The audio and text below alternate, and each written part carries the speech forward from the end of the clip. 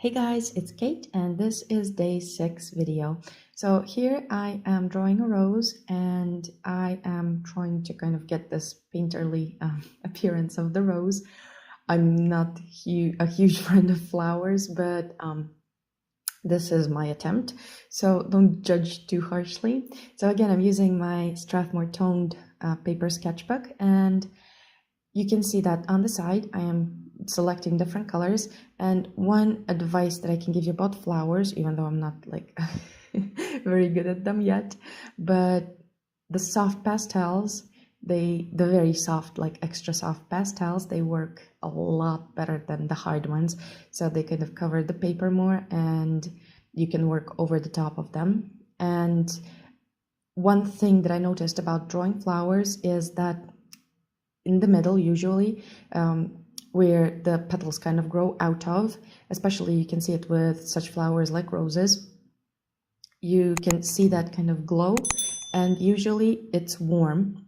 So with that warm glow, you can add that brightness to the flower. And another thing is also, don't use too much grayed colors or like browns and colors that are not saturated, as that is going to make your flower look kind of dull. So you can see that I'm using colors that are very bright, let's say, and that is going to give the flower a nice appearance.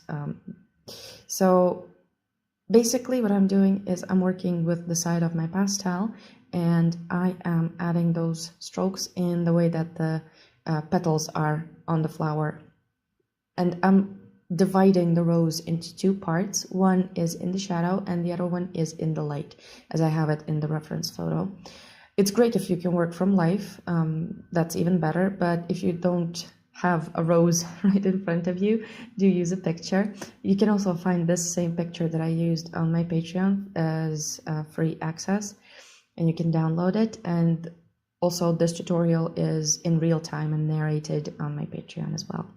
So I'm kind of trying to push my Patreon ahead a bit.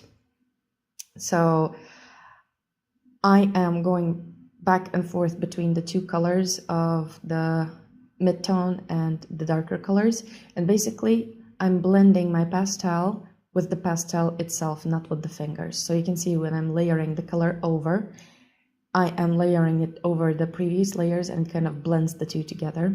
And one important thing also that I learned about drawing flowers is that you need to keep those edges of the petals, because otherwise your flower is going to look like a bit of a mess. So I was trying my hardest here. So once again, I'm saying not a huge expert at flowers yet, but I'm still learning. And yeah, this is basically it. I hope you enjoyed this time lapse, and I will see you in the future tutorials. Bye!